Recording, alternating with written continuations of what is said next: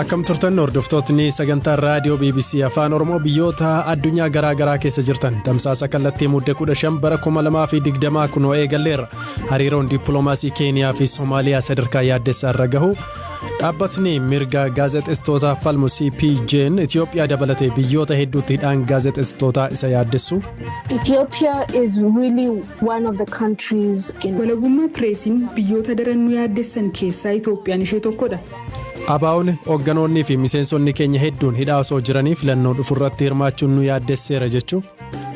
Hoogganni giddu galeessaa kan jennu immoo kan zoonii fi godina aanarra jiran nama 45 kan boordii filannootti galchineef kun hundi hidhaa ta'anii. Oduu gaggabaaboo addunyaas isinitti himna saganticha kan isiniif dhiyeessu Anzalaalam Taaddisaati qopheessaan Eeliyaas Mulugeeta. Oduu galgala kana dhaga'ameen Keeniyaan Somaaliilaand kan Somaaliyaa irraa foxxoquun ofiin of bulchitu keessatti qoonsilaa ishee banuuf waliigalte. Waliigalteen kun pirezidaantii Uhuruu Keeniyaataa fi pirezidaantii Somaaliilaand daawwannaaf Keeniyaa turan Musee Bihii Abdii gidduutti raawwate. Kun kan dhagahame erga Soomaaliyaan hariiroo dippiloomaasii Keeniyaa waliin qabdu adda kutuu ishee ibsiteen booda. Eeliyaas Mulugeeta. Somaaliilaand biyya walaba jettee ofiin of labsite yoo taatu. Mootummaan jiddu kaleessaa Soomaaliyaa garuu Somaaliilaand qaama Soomaaliyaati jedha. Hariiroon dippiloomaasii kun adda citu kan beeksisan ministeera odeeffannoo Soomaaliyaa Osmaan Abukaar Duubeeti. Walabummaa biyyaa seeraan idil addunyaan kennamee fi gaafatama biyyummaa ishee eeggachuuf heerri biyyaa kaa'ee guutuu akkasumas tokkummaa fi tasgabbii tiksuu bu'uura godhachuun mootummaan Soomaaliyaa hariiroo dippiloomaasii Keeniyaa waliin qabu adda kutuuf murteesseera jedhan Osmaan Abukaar. Soomaaliyaan murtee kana kan murteessite komii Keeniyaa irraa qabdu dura taa'aa IGAD kan ta'an ministeera muummee Sudaan Abdallaa Hamdookitti xalayaa erganii erga beeksanii booda. Yeroo dhiyoo as Soomaaliyaan Keeniyaan dhimma keessoo kiyya keessa galaa jirti birmadummaa koos sarbaa jirti jechuun komatti. Ministeerri odeeffannoo Soomaaliyaa Osmaan Abukaar Duubee yeroo Soomaaliyaan filannoof qophooftutti Keeniyaan biyya keenya jeeqoof shira xaxaa jirti jechuun guyyoota dura himachuu miidiyaan mootummaa Somali National TV gabaaseera. Nuti Keeniyaa ni kabajna, fedhii wal fakkaataa qabnuu fi ollummaa keenya ni kabajna jedhanii turan. Aangaan kun Keeniyaan giddugalummaa siyaasaa gaggeessuu fi hooggantoota mormituu Naayiroobii keessaaf haala mijeessiti jechuunis himata mootummaan Somaaliyaa. Dabalataan Keeniyaan pirezidaantii Somaaliilaand simachuun mootummaa Moqaadishuu jiru mufachiiseera. Keeniyaan gamasheen biyya ollaa Somaaliyaa daheeffatee kan socho'u Al-Shabaabiin si'a hedduu miidhamteetti. Kanaafis nageenya Somaaliyaas kan Keeniyaas kan naannichaas eeguuf dirqama qabaachuu ji'a lama dura sagantaa Haardook irratti kan dhiyaatan pirezidaantii ittaanaa Keeniyaa Wiiliyaam Ruutoo himaniiru. Somaaliyaa keessa nageenya akka jiraatu hojjechuu irraa dhimma akka qabanii fi biyyoota kaan waliin ta'uun gaaddisa amisoom jalatti Somaaliyaa keessatti nageenya mirkaneessuuf akka hojjechaa jiranillee himu Ruutoon. Waldhibdeen biyyoota lamaanii kan ganna hedduu lakkoofsise yoo ta'u, ka'umsisaa abbummaa qaama bishaanii kan garba Indiyaa qarqara daangaa biyyoota lamaanii irratti argamuuti. Qaamni bishaanii kuufama boba'aa olaanaa qabu jedhamu kana biyyoonni lamaanuu kan kooti waliin jedhu.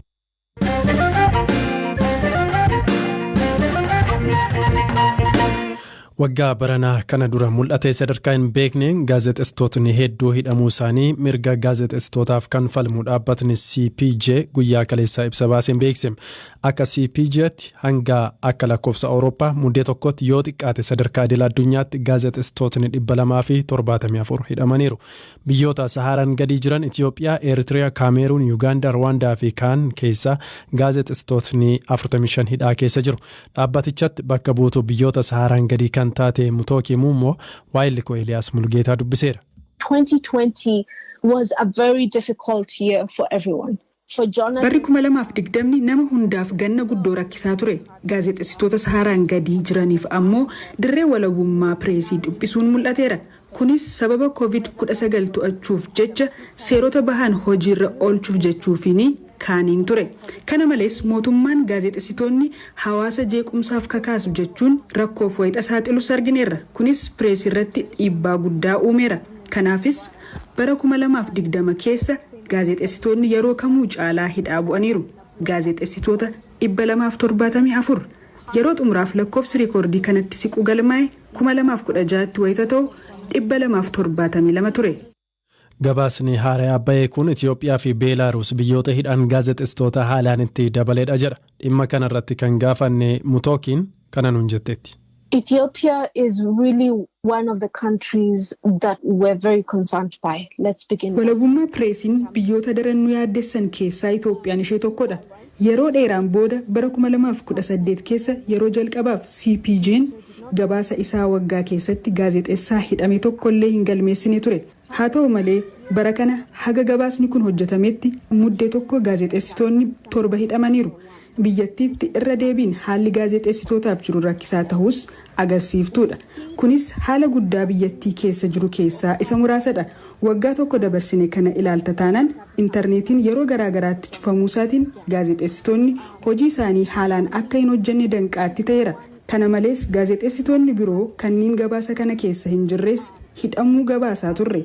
Keessattuu yeroo weerara kanaatti hidhamuun namoota kanaa hedduu yaaddessaadha. Itoophiyaa keessatti bara xumuramaa jiru kanatti gaazexeessitoonni 2 wayita hidhaa jiranitti koronaa vaayirasiin qabamaniiru.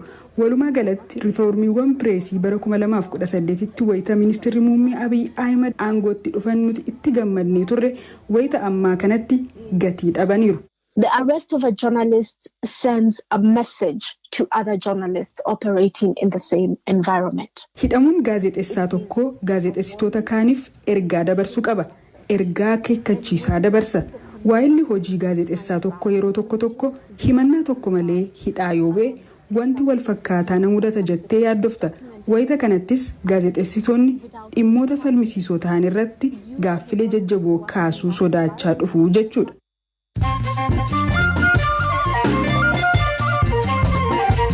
Sagantaa raadiyoo BBC afaan Oromooti kan hordofaa jirtan oduuwwan gaggabaaboo addunyaan isinitti hima. Odeeffannoo naannoo Tigraay wal qabatee daandiin qilleensa Itoophiyaa balalii gara Maqalee buufata Alulaabbaa Naggaatti taasisaa ture addaan kutee ture irra deebiin eegale. Daandiin qilleensa naannoo Tigraay keessaa kaleessa akka banames ibsamee ture.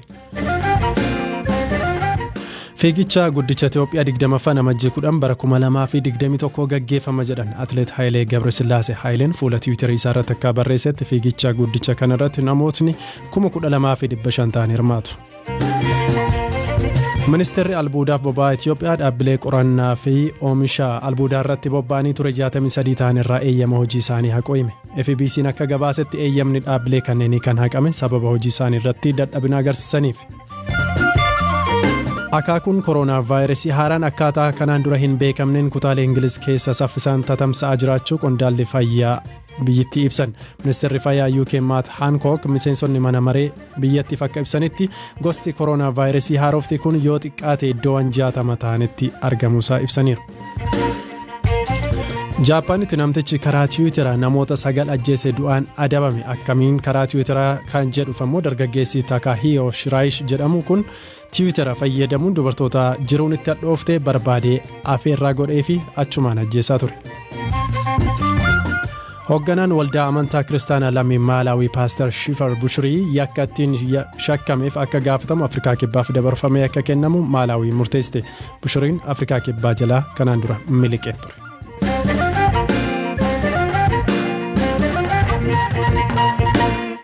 Kan xumuraarra geenye jira. AFAAN yeroo hoogganoonni fi miseensonni koo hedduun mana hidhaa jiranitti filannoo biyyaalessaa Itoophiyaa bara kana gaggeeffamu irratti hirmaachuun na yaaddessaa jedhe.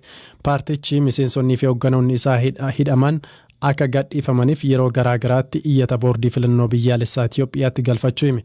Nageenyi amma biyyattiin keessa jirtu filannoo gaggeessuuf yaaddoodha akka jedhu AFAAN dabalataan bakka paartilee mormituu hin hirmaannetti filannoo haqa qabeessa ta'e gaggeessuun rakkoodhas jedhe.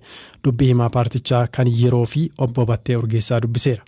Nuti filannoon dursa rakkoo walxaxaa siyaasaa, jeequmsa siyaasaa, nageenyaa amma immoo hanga misaayilii fi rokkeettiin warrukutuu kan gaame jeequmsa keessa jirti biyyattiin. Jeequmsi sun immoo Oromiyaa keessa waggaa 2 fi sanaa oliif tureera. Ammallee Oromiyaa keessattis zooniilee adda addaa keessatti wal waraansi jira. Rakkoo walxaxaan jiran kun mariin hunda galeessaa geggeeffamee furmaanni filannoon dura lafa kaa'amee karaan filannoo walabaa haqa qabeessa fi bilisa ta'e tokkotti geggeeffamu dursamee irratti waliigalamuu qaba malee boordiin filannootis amma ammaatti iyyatoota nuti galfataa turre miseensota keenya 10 oliin lakkaa'amu ajjechaa caaluu qofa hordofee kan hidhaman yeroo adda addaa beeksisaa turre. Waajjiraaleen keenya 180 ta'an yeroo ammaa cufamanii jiru. Miseensi keessaa hidhamuurraa kan ka'e namni sodaadhaan baqatee kan cufeedha. Directly garuu ajajaan akkanii kan saamsan biiroo 108 tarreessinee galchineerra. Hogganoonni keenya olaanoon qofti nama 20 kan amma seera malee hidhamee abbaan alangaatillee gariin isaanii himannaa irraan qabu jedhee cufee otoo jiru. Qabanii taa'anii jiru. Gariin isaanii mirgi wabii eegamee fi didamanii taa'anii jiru. Har'umaan kanallee irra deebi'amee qondaala dhaaba keenyaa olaanoo kan ta'an Jaallammii Beenyatii fi Daawit Abdataa har'aan kanallee manni murtii gadhiisaa jedhee poolisitti otoo ajaja baasuu qabanii taa'ee jira. Haala akkasii keessatti filannoon haqa qabeessi bilisni hin geggeeffama jennee hin amannu. Ammoo namoonni hamma kanaa kun biiroowwan kana keessaa kan qabaman nama 1,000 kan boordii filannoo qofatti galchine hogganni giddu galeessaa kan jennu immoo kan zoonii fi godinaa aanarra jiran nama 145 kan boordii filannootti galchine kun hundi hidhaa ta'anii warri kun kaadhimamaa ta'anii kan dorgoman kan dorgommii kanaaf haala mijeessan kan taajjabaa ta'an kan kana fakkaatan turanii dhaabni leenjisee kan bobbaasee kan qopheessaa turedha. Namoonni hamma kanaa mana hidhaatti yeroo jiranitti waajjirri hamma kanaa cufamee yeroo jirutti haalli itti dhaabni keenya filannootti seenuun hin jiru. Bakka hirmaattonni gahumsa qaban kan keenya fi kan akka kafaa'oo mana hidhaa jiranitti hirmaanni godhamullee kan hiikaa hin qabne kan dorgommoonni silaa keessatti qoodan fudhanne waan ta'uuf kan akkasitti galuudhaaf qophii miti. Boordii filannoo irraa deebiin argattan hin jiru hagammaatti. Boordii filannootti galchine iyyata galchine sanaaf amma ammaatti deebiin arganne garuu kallattiin boordiin filannoo kaa'e tokko himannaa kanaa qaama inni ilaallatu wajjin marii sadeenii goonaa kan jedhudha. Mootummaarraa boordii filannoorraa fi dhaaba himaturraa walitti dhufanii rakkoolee kana akkaataa itti furamutti haasaa goona kan jedhudha. Dhaabni keessan gama hoggansa keessaniitiinis rakkoo gidduu keessanitti uumame akka furamuu fi boordiin filannoo nama bakka akka buufattan ibsanii ture. Suni maalirra ga'ee jira? Suni rakkoo keessooti. Rakkoo keessoo immoo akkaataa itti furamu seerri keessoo jira. Seerri keessoo suni otoo jirran ooleen dhiyaanni gama tokkoon boordii filannoo ga'e seerawaa akkan turre himne gama keenyan iyyata galchine hin qabnu seera qabnaa qaama kana furus seeran kan aangoon kennameef jira. Koreen seeraaf to'annoo jira. Haala sanaan akka furamu gulantaalee hoggansaa qabnu shanee gumii sabaa kora sabaa kan jennee qabnu hundarrattu furmaanni hin barbaadamne kanarra utaalameeti gara isaanii kan deemame kuni gama keenyatti akka deebi'u jennee gaafanneerra. Ammaaf yaada sana fudhatanii akkaataa ittiin gara sanatti deebi'ee furamurratti mari'achaa akka jiran qabna. Garuu nama tokko gara lamaanii kan jiru suni bu'uura seeraas hin qabu. Otoo seerri keessoo keenyaa hojiirra ooleen numin immoo gamasitti kan ce'amu qaamni sadaffaa harka keessa kan galfatu miti jennee waan mormineef inni sun hafeeraa jechuudha. Tibbanaa kaafaanus waajjira muummeen alaa waajjiraaleen baay'een cufamanii miseensonnii fi hooggantoonni federaalaa hagaa gandaa jiran hidhamaniiru jechuun himate akka gadhiifamanis mootummaa gaafatee ture.